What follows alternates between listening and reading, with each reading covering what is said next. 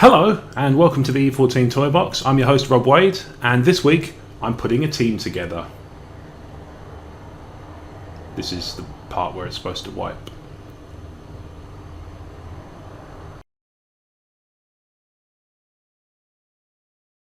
So for this edition of the E14 Toybox, I thought I would give you a little insight into how I picked a squad for a Heroclix game. I'm about to go and play, actually, at the time of recording, so I'll be playing in about an hour, maybe. So I thought I'd give you a run through of the rules. I'll show you the team I played when we cut away after the break, as it were, and then I'll come back in afterwards and sort of run you down how well the team did. So I'll give you the rules for the scenario first. So the rules are 400 points. It's a build of 400 points. There are no monsters, no robots, no animals, and no deities. So the theme of the scenario is only human, which I thought was quite a cool name. I'm hoping it's the creator's own.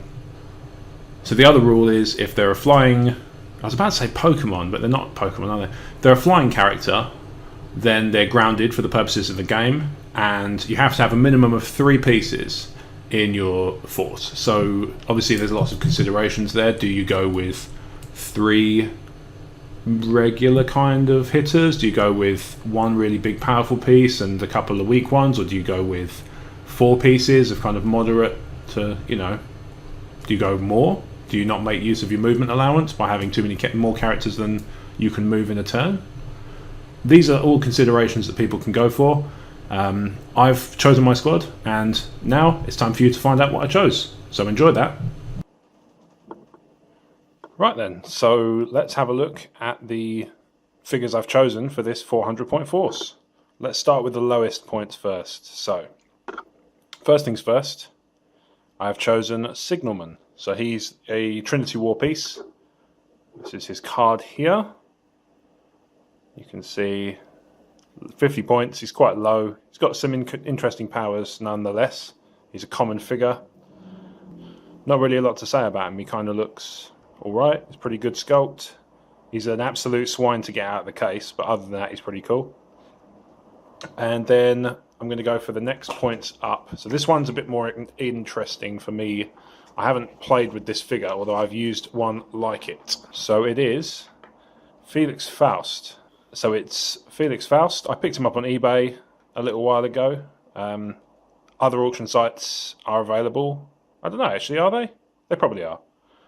Nonetheless, one of the reasons I've chosen this guy is he shares the Secret Society of Supervillains keyword with Signalman. See there, the camera's just adjusted finally. 80 points, so he's a sort of mid-hitter. Plus, he's got the D20 powers, which I always find quite enjoyable to play. I have the Doctor Strange from the similar... I think he was released at the same time, actually. I'll leave him in. But he's a lovely sculpt with a bit of... I'm always a fan of the clear plastic lightning and the sort of energy bolts and stuff. And obviously the D20 is nice and sturdy. So I'm looking forward to seeing what chaos I can engage in with him. Obviously he satisfies all the criteria by not being a monster, an alien or anything like that. Now, the final piece, so if you're counting along, you've noticed that I've got 270 points left to play with. So I've actually gone for a third piece. So the one of the rules is a minimum of 3. So I've gone for the minimum in this case. Usually I try and play 1 for each 100 to make the most out of the movement allowance. But in this case, I've decided to go for a power hitter. So I've chosen to run Black Adam. Now, people who may have caught up with the Hypersonic Greed, if you haven't rather, then I will put something in that you can catch up with on YouTube in the cards. But you can see he's a rather, exquisite was the word I was going for, not expensive, exquisite sculpt. And at 270 points, he is no slouch. So here he is here. Worth a lot in that booster game, and he also possesses the Secret Society of Supervillains keyword, as do Signalman and Felix Faust. So the plan is to run a 400 point army made up of 3 people with the Secret Society of Supervillains. I'm going to move that out of the light. And so I'll get my +1 to my initiative roll, and I'll also get my team-themed probability control, which I've never found massively useful, but I have it, so that's something.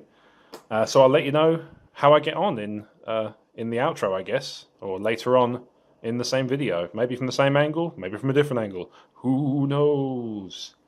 I'll know before you, but you'll know eventually. So look forward to that. Hello. So just a quick update from the video earlier. So I went to the game. It was a 4-player round robin, so we all played each other once, and it was up to the decider of the person who won the most games, which in this case was Blake of E14 Toybox. So obviously you've seen him in other videos. He won 3 out of his 3 games. I won 2, and it was a good fun. You know, the team did quite well. I was really pleased with Black Adam and Felix Faust. Is quite fun to play as. The D20 stuff is chaos, and I love it. Although there are a few powers on there that, depending on what you're doing, aren't very useful. But Signalman was understandably rubbish, but then for 50 points in a 400-point army, he's not going to be your heavy hitter, is he? So, you know, no surprise there. So, thank you for watching, and next time I'm putting the team together, you'll be the first to know, even before the people who see the game, although you'll get it after they do, because obviously, anyway, I'm rambling. I'm very tired, it's very late. So, good night, and good luck.